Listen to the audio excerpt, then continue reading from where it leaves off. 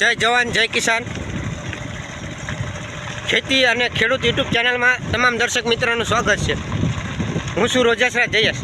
મિત્રો આજે આપણે વાત કરવાના છીએ કે જે ચણાના ભાવ વિશે કે જે આપણે માર્કેટિંગ યાર્ડમાં જે ચણા હતા એ ખેડૂત મિત્રો વેચવા જતા એના 10 થી 15 દિવસ પહેલાં જે 1100થી લઈ અને 1170-80માં જે ચણા હતા એના ચણા જતા હતા યાર્ડની અંદર।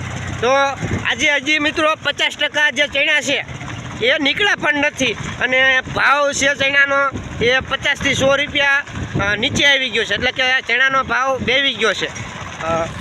ખેડૂતો અત્યારે ભાવના લીધે હેરાન થઈ રહ્યા છે કે જે ખેડૂતે ચણા વાયા હોય એને એના જે પાક લીધો હોય એને મહેનત કરી હોય કે સારું બિયારણ લાવ્યા હોય, સારું ખાતર નાખ્યું હોય, સારી દવા છાંટી હોય વગેરે એવી અઢળક એને મહેનત કરી હોય કે જેમાં જે ખેડૂત છે એ રાત નદી નાકા વાળે પાણી વાળે અને છતાંય એનો જે પાક પાકે અને એ વેચવા જાય તો એના માલના જે ખેડૂતનો માલ છે એનો ભાવ બીજા નક્કી કરે છે, એ પોતે ખેડૂત નક્કી નથી કરી શકો।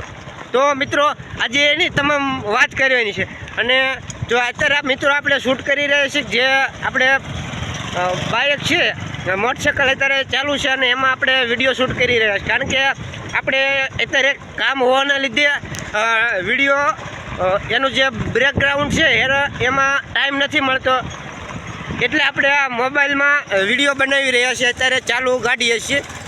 તો આ જે ચેનલમાં તમે નવા હોય તો ચેનલને સબસ્ક્રાઈબ કરજો, વિડીયોને લાઈક આપી ખેડૂત મિત્રો સુધી શેર કરી અને કમેન્ટ કરવાનું ના ભૂલતા।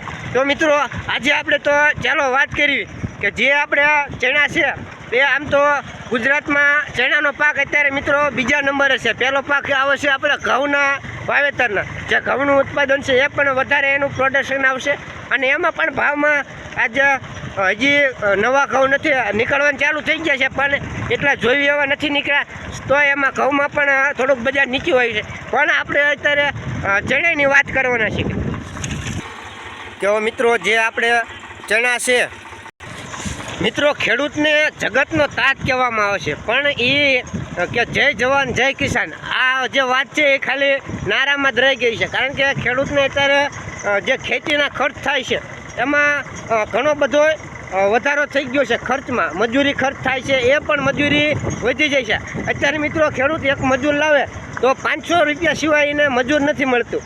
ખેડૂત એની વાડીએ પોતાનું જે ખેત કામ કરવા માટે ખેતી કામ કરવા માટે મજૂર લાવે છે તો 500 રૂપિયા સિવાય કોઈ મજૂર નથી આવતા અને જ્યારે એ વેચવા જાય છે ત્યારે મિત્રો આવા ભાવ 3-4 વર્ષ પહેલાં પણ હતા અને અત્યારે પણ છે જે ચણાના 1000 આજુબાજુથી।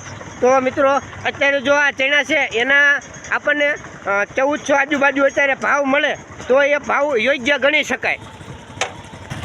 મિત્રો જ્યારે ખેડૂત છે, હું પણ ખેડૂત છું અને ખેતી કરું છું, મેં પણ જ્યારે પાક વાવ્યો હોય ચણા હોય કે ઘઉં હોય કે પછી કોઈ અન્ય ગમે શિયાળુ પાક હોય ઉનાળુ હોય તો આપણને એક આશા હોય કે જે મારો પાક છે એને આપણને યોગ્ય પોસાય એવા ભાવ માર્કેટિંગ યાર્ડમાં મળી રહે અને જે ખેડૂતને આર્થિક રીતે નફો થાય એવું બધા ખેડૂતને એક આશા હોય કે જેથી કરી એનો પાક વેચીએ અને ઉત્પાદન સારું આવે તો એને આર્થિક રીતે લાભ થતો હોય છે।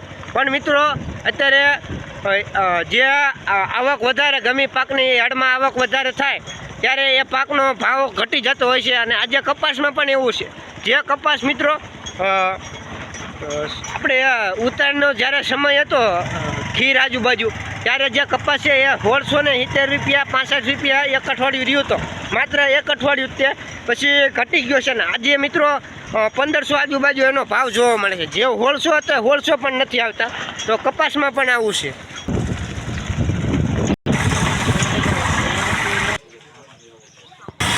મિત્રો આજે આપણે વાત એ કરતા હતા કે જે ચણાનો ખેડૂતે પાક વાવ્યો છે એને અત્યારે જે માર્કેટ યાર્ડમાં જે ભાવ હાલતો હતો એમાં ઘટાડો થયો છે અને જે ભાવ હતો એ 100 રૂપિયા ઘટી અને આજે 1070-80 રૂપિયા સુધી ચણા જાય છે। જે આપણે 900થી ચાલુ થાય છે અને 1050-60 સુધી ચણા જાય છે, એટલે કે 100 રૂપિયાનો અત્યારે ઘટાડો જોવા મળી રહ્યો છે માર્કેટિંગ યાર્ડમાં। જ્યારે મિત્રો ચણા નહોતા આવતા આજથી 10-15 દિવસની પહેલાંની વાત કરું ત્યારે મિત્રો જે યાર્ડમાં ચણા હતા